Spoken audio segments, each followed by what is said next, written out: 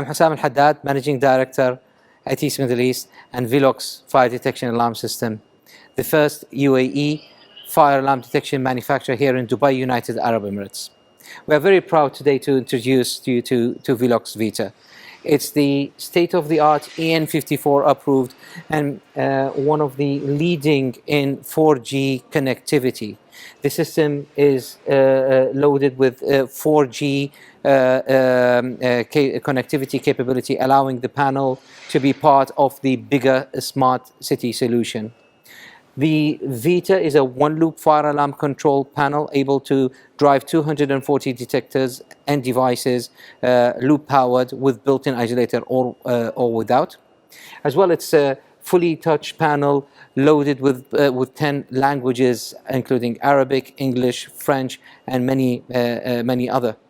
But it's also, we're very proud to launch the FADE technology, the False Alarm Disable Enhancement capability, which allows you basically with a touch of a button, make the panel goes into the fade mode, which will reduce the sensitivity of the devices, making it less sensitive for activities that we do at our home, like for example cooking or any other activity that can provide you can produce a smoke during the normal activity at home.